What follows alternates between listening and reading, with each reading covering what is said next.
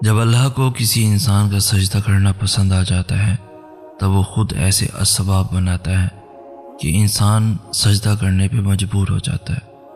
اور اگر اس چیز کا خیال اللہ آپ کے دل سے نہیں نکال رہا جسے آپ بھولنا چاہتے ہیں، تو سمجھیں کہ وہ آپ سے اس خیال کے ذریعے رابطہ بحال رکھنا چاہتا ہے، یعنی اسے آپ کی آواز بھا گئی ہے، آپ کے مانگنے کی طرف پیاری لگی ہے، اور جس سے وہ خود رابطہ رکھنا چاہے اس کے مقدر کی تو کیا ہی بات ہے۔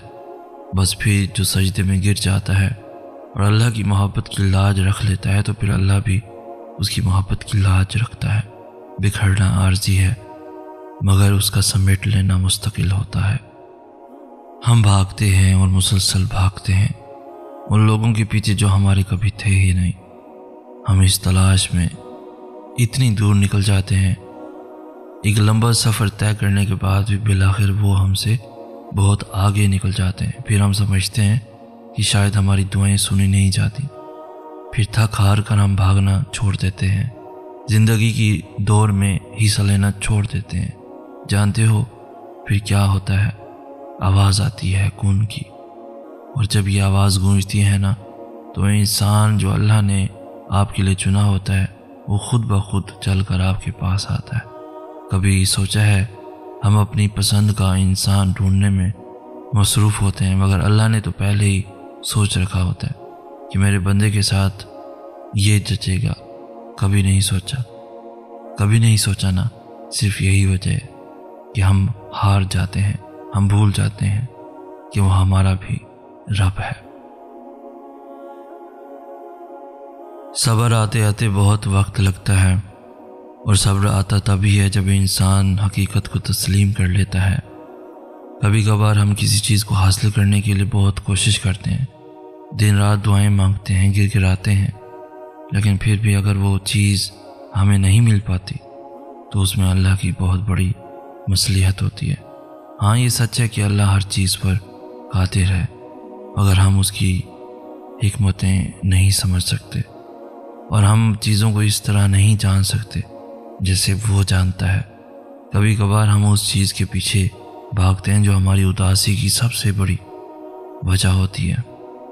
جو شخص تمہاری مسکراہٹ چھین سکتا ہے وہ کیسے تمہارے لیے بہتر ہو سکتا ہے، اور اس شخص کے ساتھ کیسے زندگی گزار سکتے ہو تم جس کو تم سے محبت ہی نہیں۔ تبھی اللہ کچھ دروازے بند کرتا ہے۔ ابھی تمہیں سمجھ نہیں آئے گا اور یہ باتیں بری لگیں گی، مگر وقت گزرنے کے ساتھ ساتھ سب کچھ سمجھ آنے لگے گا۔ پھر تم کہو گے کہ واقعی اگر تب اللہ ہماری حفاظت نہ کرتا تو ہم آج کتنی تکلیف میں ہوتے، کیونکہ وہ کبھی تمہارا برا نہیں سوچتا، تم خود ہی اپنا برا سوچتے ہو، اور تمہیں پتہ بھی نہیں ہوتا۔ صبر تبھی آتا ہے جب انسان اللہ کی رضا میں راضی ہو جاتا ہے۔ برداشت کو صبر کا نام دینا مناسب نہیں ہوتا۔ برداشت میں چنگاری سلگتی ہے، انسانی دماغ میں وبال بن کے سوار اور دبی ہوئی راکھ کی مانند کسی وقت بھی بھڑک اٹھتی ہے، اور اتنے عرصے سے برداشت بات کسی تلخ جملے سے سب ملیا میٹ کر جاتی ہے۔ حقیقی صبر تو ٹھنڈا پانی، دل کی صفائی، روح کی حفاظت، سکون ہے۔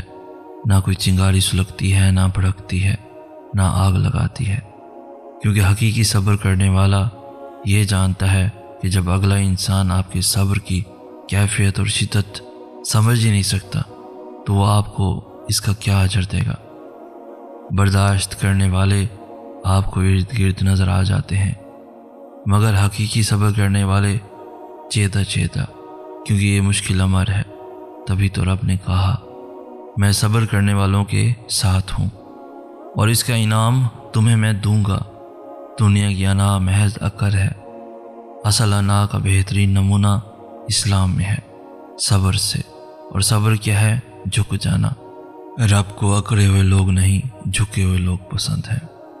میری مدد کرے یا رب، مجھے یوں محسوس ہوتا ہے جیسے کسی گہری کھائی میں گر چکا ہوں، مجھے کوئی راہ دکھائی نہیں دے رہی، یا رب مشکلوں میں اضافہ ہو رہا ہے، میری رہنمائی کر میرے رب، میرے کاموں کو میرے لیے آسان کر دے۔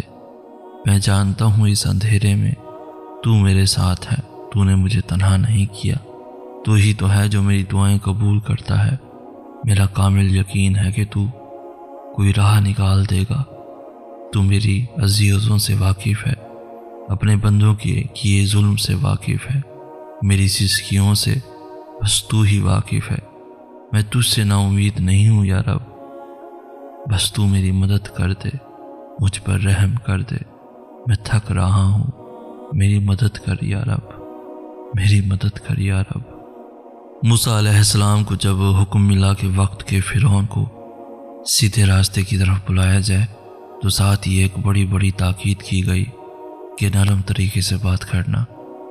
وہ تمہاری روتی ہوئی آنکھوں کو یوں ٹھنڈا کر دے گا جیسے اس نے یعقوب کی آنکھوں کو ٹھنڈا کر دیا تھا۔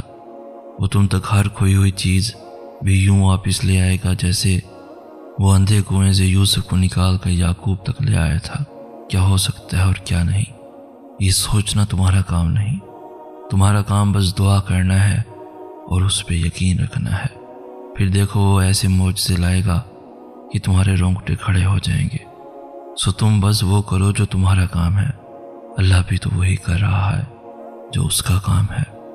جب اللہ کو کسی انسان کا سجدہ کرنا پسند آ جاتا ہے تب وہ خود ایسے اسباب بناتا ہے کہ انسان سجدہ کرنے پہ مجبور ہو جاتا ہے۔ اور اگر اس چیز کا خیال اللہ آپ کے دل سے نہیں نکال رہا جسے آپ بھولنا چاہتے ہیں، تو سمجھیں کہ وہ آپ سے اس خیال کے ذریعے رابطہ بحال رکھنا چاہتا ہے، یعنی اسے آپ کی آواز بھا گئی ہے، آپ کے مانگنے کی طرف پیاری لگی ہے، اور جس سے وہ خود رابطہ رکھنا چاہے اس کے مقدر کی تو کیا ہی بات ہے۔ بس پھر جو سجدے میں گر جاتا ہے اور اللہ کی محبت کی لاج رکھ لیتا ہے تو پھر اللہ بھی اس کی محبت کی لاج رکھتا ہے۔ بکھرنا عارضی ہے مگر اس کا سمیٹ لینا مستقل ہوتا ہے۔ ہم بھاگتے ہیں اور مسلسل بھاگتے ہیں ان لوگوں کے پیچھے جو ہمارے کبھی تھے ہی نہیں۔ ہم اس تلاش میں اتنی دور نکل جاتے ہیں، ایک لمبا سفر طے کرنے کے بعد بھی بالآخر وہ ہم سے بہت آگے نکل جاتے ہیں۔ پھر ہم سمجھتے ہیں کہ شاید ہماری دعائیں سنی نہیں جاتی، پھر تھک ہار کر ہم بھاگنا چھوڑ دیتے ہیں، زندگی کی دور میں حصہ لینا چھوڑ دیتے ہیں۔ جانتے ہو پھر کیا ہوتا ہے؟ آواز آتی ہے کون کی، اور جب یہ آواز گونجتی ہے نا تو انسان جو اللہ نے آپ کے لیے چنا ہوتا ہے وہ خود بخود چل کر آپ کے پاس آتا ہے۔ کبھی سوچا ہے ہم اپنی پسند کا انسان ڈھونڈنے میں مصروف ہوتے ہیں، مگر اللہ نے تو پہلے ہی سوچ رکھا ہوتا ہے کہ میرے بندے کے ساتھ یہ جچے گا۔